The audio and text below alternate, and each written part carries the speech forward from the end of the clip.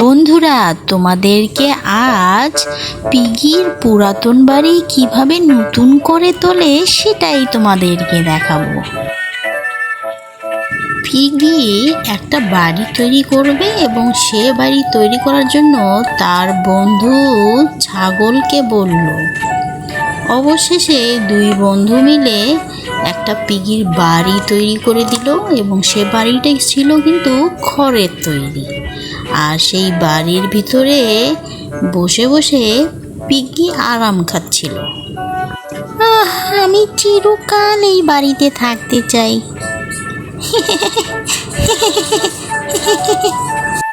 Piggy দীর্ঘদিন ধরে এই ঘরে বসবাস করছিল বছরের পর বছর, কিন্তু কখনোই এই খড়ের ঘরটা মেরামত করেনি, তাই ঘরটা একদম শুকনো হয়ে গেছে। হঠাৎ একদিন প্রচণ্ড বৃষ্টি শুরু হলো। আকাশ গুড়গুড় করে বৃষ্টিতে পিগির ঘর একদম এদিক থেকে এদিকে দোল খাচ্ছিল আর ওদিক থেকে এদিকে দোল খাচ্ছিল। মনে হয় ঘরটা ভেঙেই যাবে। আর পিগি এই ঘরের ভিতরে ঘুমাচ্ছিল নাক ডেকে ডেকে।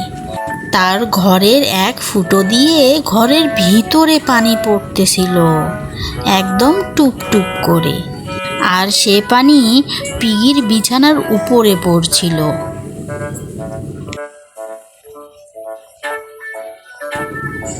হ্যাঁ, আমার ঘরে এইভাবে পানি পড়ছে কিভাবে? এত পানি কোথা থেকে এলো? দেখি তো। ও, বৃষ্টির পানি। তাহলে আমার বিছানাটা একটু এইদিকে ঘুরিয়ে দেই, তাহলে আর বৃষ্টি পড়বে না।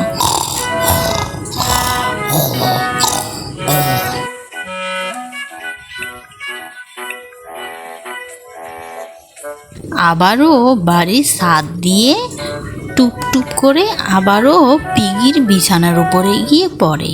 এবার একটু বেশি পরিমাণে পড়ে। আবারও কিভাবে পানি পড়ছে? আমি তো বিছানাটা সরিয়ে নিলাম, তারপরও পানি পড়ছে কিভাবে? তাহলে আমি বিছানা একটু সরিয়ে দিই আরেক পাশে, এবার মনে হয় পানি পড়বে না।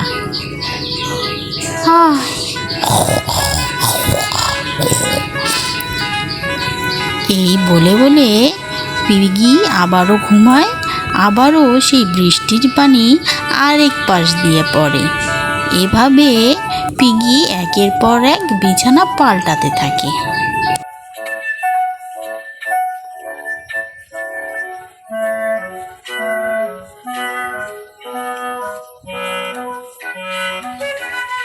পিগি রাতে ঠিকমতো ঘুমাতে পারেনি, কারণ সারা রাত থেকে সকালবেলা পর্যন্ত বৃষ্টি পড়তেই ছিল। প্রচণ্ড বৃষ্টি ভেদ করে পিগি গেল সেই ছাগল বন্ধুর সাথে দেখা করতে। বন্ধু, তুমি বাসায় আছো? তুমি দয়া করে আমার বাসাটা একটু ঠিক করে দাও না, বৃষ্টি পড়ছে সব সাইড দিয়ে।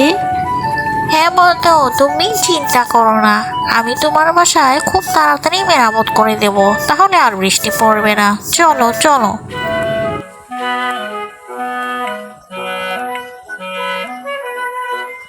এরপর দুই বন্ধু মিলে বাড়িটি একদম আগের মতো নতুন চকচকে করে তুলল এবং পুরাতন ফুটোগুলোও বন্ধ করে দিল। পিগির আগের বাড়ির মতো একদম নতুনের মতো হয়ে গেল বাড়িটি। এখন আর বৃষ্টি পড়ে না।